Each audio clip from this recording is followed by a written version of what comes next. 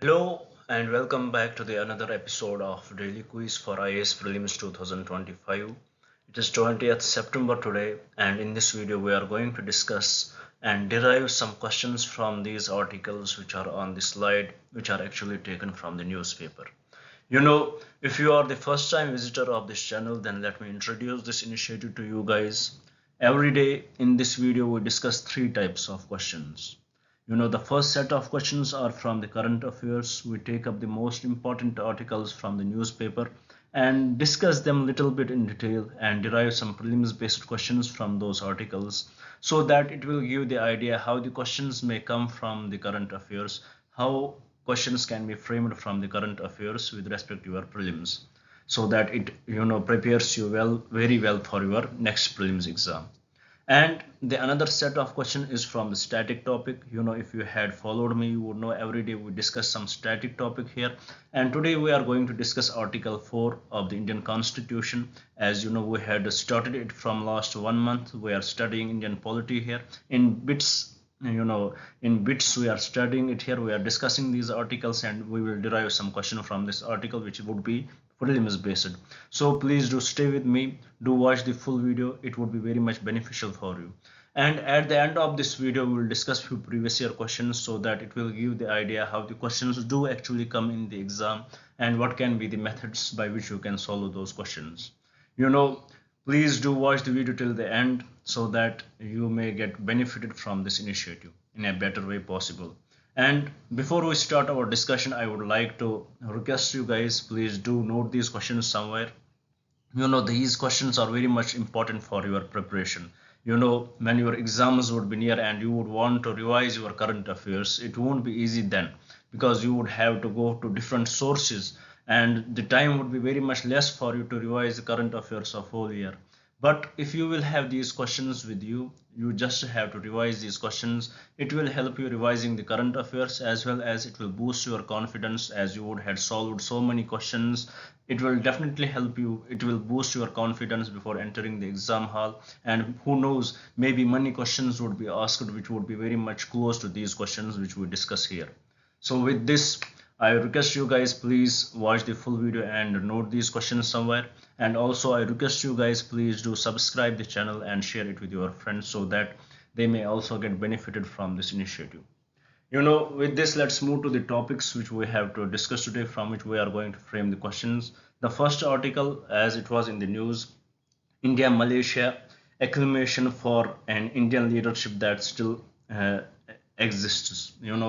How we had seen in this article, the author here wants to say that as recently the Malaysian Prime Minister visited India. His name is Anwar Ibrahim. He visited India, and we know before we he and in this visit he praised the Indian leadership, Indian freedom fighters, how they had impacted the world by in a very better way. He praised various leaders from Mahatma Gandhi to Jawaharlal Nehru and you know Vivek Anand, and to other Rabindranath Tagore. He praised their works, how it has impacted the world in a better way possible. So in this article, it says that how India's soft power, how India's leadership has impacted the world, how it has, how India's leadership, this soft power has invested deep into the minds of the people who respect the democracy, who respect the modern way of living. In this article, this Malaysian Prime Minister, he praised our freedom fighters and their work.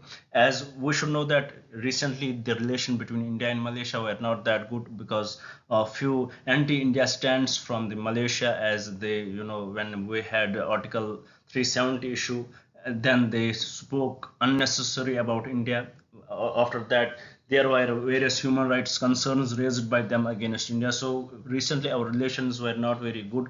We are very much, we trade in palm oil with Malaysia, and because of that we stopped that trade.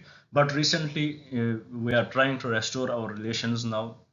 And in this case, this the Malaysian Prime Minister, he visited India in Indian Councils of World Affairs, which is a think tank. a leading think tank based out of New Delhi, which was established in 1943. He spoke in this event and paid tribute to Indian freedom fighters. So in this article, this is in nutshell what he said about our freedom fighters. So what becomes important for us is this Indian Council of World Affairs, which can become important for our prelims. So we'll solve a question with respect to it and discuss more about it in the next slide. Then the another article here is about the Sri Lankan polls. As we know, Sri Lanka is moving towards the elections, and which is in the Indian Ocean, very much near to us. It is very much near neighbor to us. So it does impact India in many ways. What government would come there? How do will how they will see India. So it has many implications on India, and also our Sagar doctrine, which is specifically talks about the countries in the Indian Ocean, how India wants to secure these countries, boost their economy and all that stuff with respect to it, to protect how India wants to protect these countries in the Indian Ocean. We know about Sri Lanka as the economic conditions deteriorated there in 2022, and there we saw devastating economic crisis. Forex reserves were depleted there. Sri Lanka was forced to borrow massively from different sources, from different countries, from different institutions. So there was huge economic mismanagement, and in this aspect, India has helped them in a very well way. India has, contributed to them more than 4 billion, as it is estimated till now in these years, and India helped in reviving the Sri Lankan economy. So because of some wrong decisions which the Sri Lankan government has taken, because some of them is shifting to the organic farming and all that stuff, mismanagement of their resources, their highly ambitious programs which they wanted to build. Because of that, this country went into a debt trap, and their economy was almost shattered. And by the India's help now, India and other countries help, it is very much restoring. So because of that, the government was changed in 2022. The Rajapaksa brothers, their government was shattered and the new government was formed. And because of the new policies framed by the new government, that also contributed to the regrowth of the economy. But the policies what the new government brought in, that were not populistic in nature. People did not like it, and there are chances that in this election there may be chances of change in the government. So in this regard, it becomes very much important for India how the new government will treat India, how they will start, how they will find their relationship with India if it happens. So in with respect to this question, we need to know about the Sagar doctrine. What is that? We will solve a question with respect in that in the next slide and get more about it.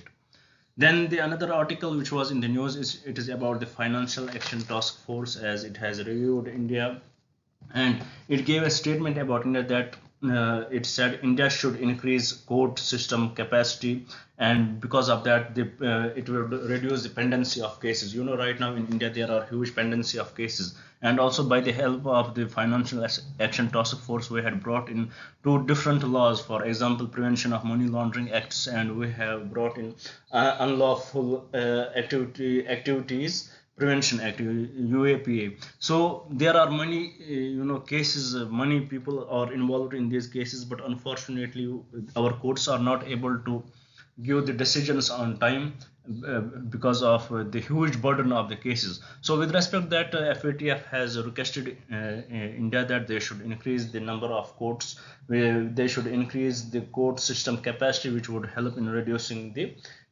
pending cases. About FATF, we should know that it is a financial action task force. India's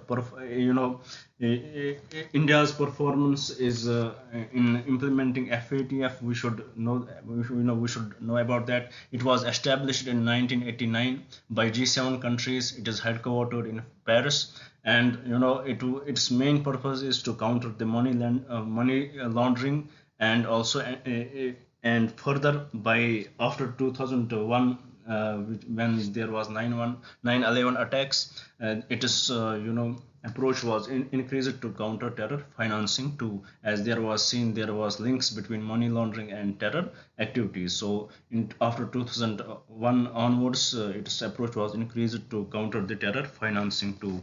So this is a little bit about FATF, and let's try to solve a question with respect to it in the next slide. Then the another article here is about India's policy on Israel. There were actually different articles with respect to India's policy on Israel. What India's approach is. One article which dealt with that there are allegations against India trading in arms, India supplying arms to Israel, which are used in Gaza, which India totally disagreed to, which India said that these are allegations against us. Now the expert said that there are chances that India trades with many European countries, maybe they are supplying that to Israel, but India also disagreed with that. And another thing which was in the news, that there was in United Nations General Assembly, there was a resolution was passed in there, in which a resolution was brought up at UNG, in which it accused Israel of being illegal occupation. It accused Israel of being illegal occupant of the Palestinian territories, and it set up the deadline of 1 year, that within this 1 year the Israel should withdraw from these territories. But with this regard, India did not sign it. India abstained from this voting. India did not vote with this regard. It did not vote against it, nor in support of it. India abstained from voting, as according to India this is very much unnecessary. So here we can see that there is a change, there is a trend of change in policy of India with respect to the Israel. Earlier, India has always voted in favor of Palestine, but right now, from few years, we are seeing that India has seen we are seeing that India is hesitant in voting. India has shown its interest that they are trying to balance Israel and Palestine in a different way, even though India has always supported that there should be two-state solution. But at the same time, India wants to maintain its relationship with Israel. So with respect to this, we will form a question and get more idea about this also. Then the another article it talks about the rate cuts in the U.S. Federal Reserve.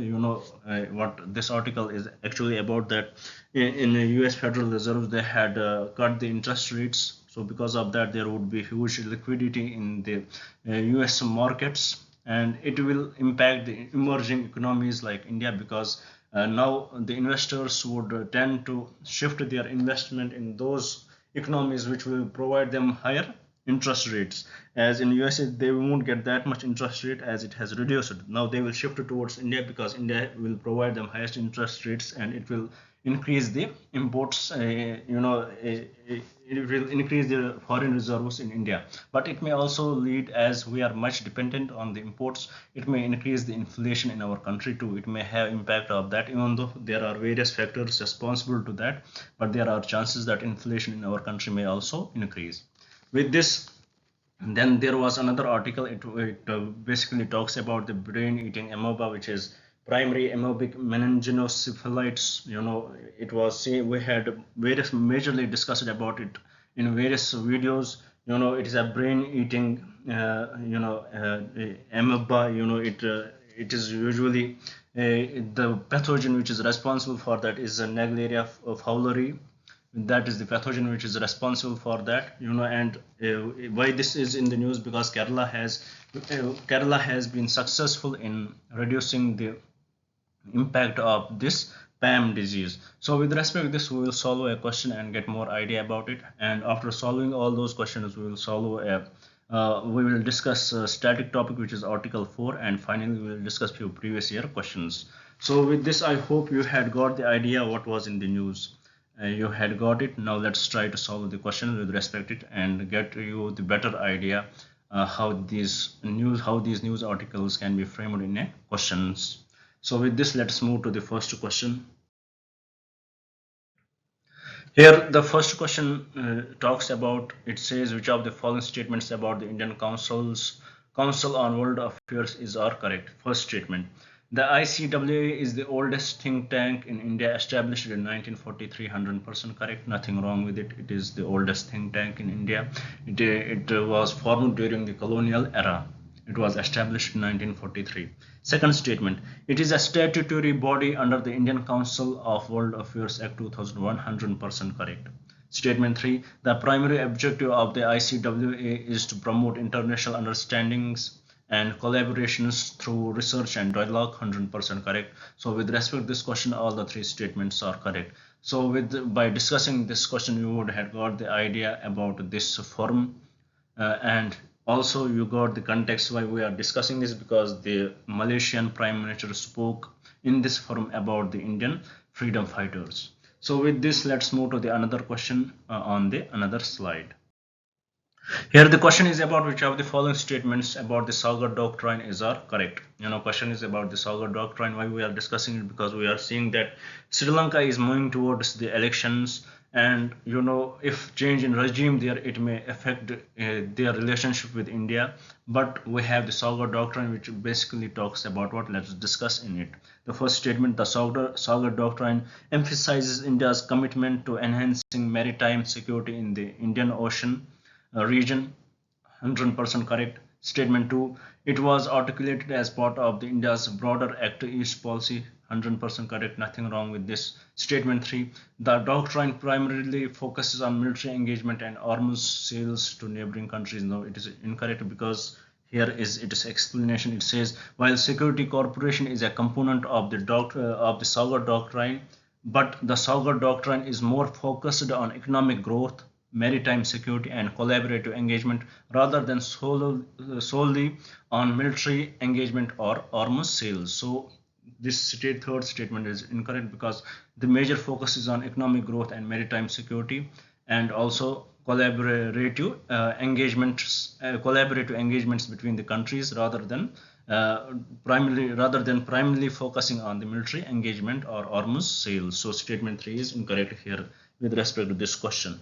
Now, I hope by discussing this question, you have got the better idea about the Sagar doctrine, and also the better idea about why we are discussing it, which is Sri Lankan elections. With this, let's go to the another question here. It talks about the financial action task force. Which of the following are objectives of the financial action task force? Here, statement 1: it is to promote measures to combat money laundering and terror financing. 100% correct. Statement 2: establish a global standard for financial regulations. Just keep it here. Statement 3: to monitor compliances and assess the effectiveness of anti-money laundering measures in member countries. 100% correct. Statement 1 and statement 3 are 100% correct, but statement 2 is partially correct, and it is 30% correct, 70% incorrect. So let's make it full incorrect. Why it is correct? Because while the FATF does develop recommendations and guidelines, but its primary role is not to establish a global standard for financial regulations in a broader sense, but rather to focus specifically on anti-money laundering and combat the financial terrorism. This bringing the global standard for financial regulations is not its primary focus. Its primary focus is to combat the money laundering and terror financing. So with respect to this question, the correct statements are statement 1 and statement 3. Why we are discussing this? Because FATF has reviewed Indian situation, and it said that India needs more courts more court systems, so that the burden of cases would come down in India. With this, let's move to the other question here. It talks about which of the following statements regarding India's relationship with Israel are correct. Now let's have a look at these statements. Statement 1: India and Israel established full diplomatic relations in 1992.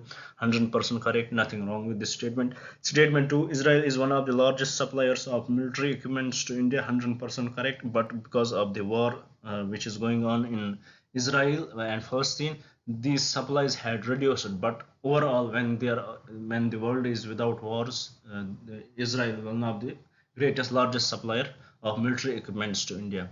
Statement 3: India has historically supported the Palestinian cause at international forum while maintaining its ties with Israel. 100% correct. So with respect to this question, all the three statements are correct, and from the code given below, the correct code would be option C. With this, To the last question, no, another question of the current affairs. It is about the impact of interest rates cut by the US Federal Reserve on the Indian economy. First statement: a reduction in US interest rates may lead to increased capital inflows into emerging markets like India. 100% correct. Statement 2: lower US rates can result in depreciation of the Indian rupee against the US dollar. No, it will lower interest rates won't result in depreciation, but in some way Indian rupee may gain value with respect to the US dollars, but it is not the sole मतलब कि यही एक चीज नहीं impact करती. There are various things which also impact, which together impacts, but this can result, it won't result in the depreciation, but this may definitely help in increasing the value of Indian rupee with respect to US dollar. So statement 2 is incorrect. Coming to the statement 3, it says rate cuts in the US typically leads to higher inflation rates in India due to increased demand for imports. 100% correct. This is what we discussed. So with respect to this question, the correct statements are statement 1 and statement 3 respectively. And from this code given below, the correct code would be option B.